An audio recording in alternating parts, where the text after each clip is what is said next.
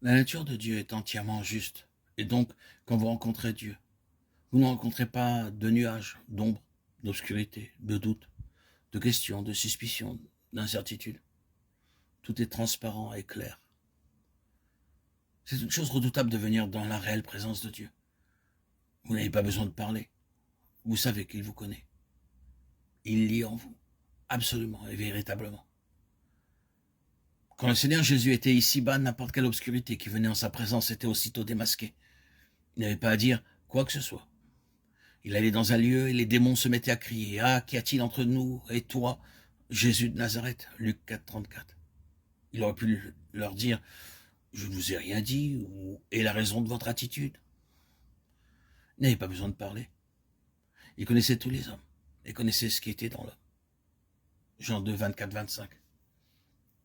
Et les hommes savaient qu'il savait. Le problème, c'était qu'ils ne pouvaient pas supporter sa présence. Ils devaient avoir une réaction. La seule chose à faire pour assurer leur propre confort, c'était de tuer cet homme. Il réveille le souvenir de nos péchés. Il nous rappelle notre péché. Allons dans la présence de Dieu et ce sera ainsi.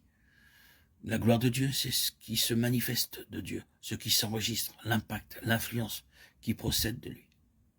Il est totalement juste et sa gloire, c'est de manifester cela.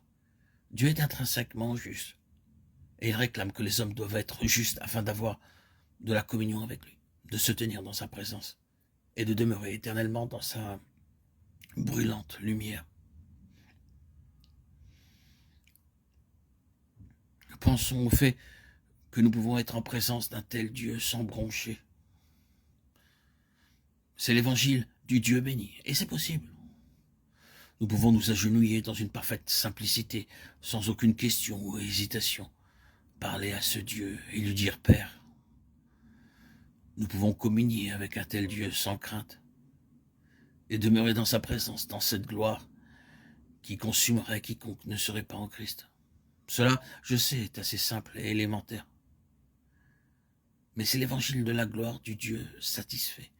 Ce n'est pas le message de terreur d'un Dieu mécontent, ce n'est pas la nouvelle désagréable d'un Dieu saint que nous devons craindre avec effroi, de devant lequel nous devons nous retirer. Non.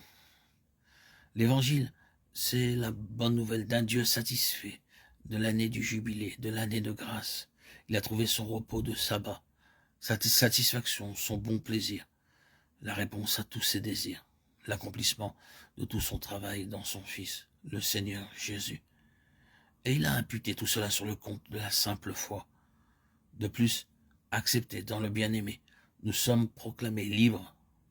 Et il nous est donné de proclamer que cette même liberté est pour tous les captifs. C'est là le commencement.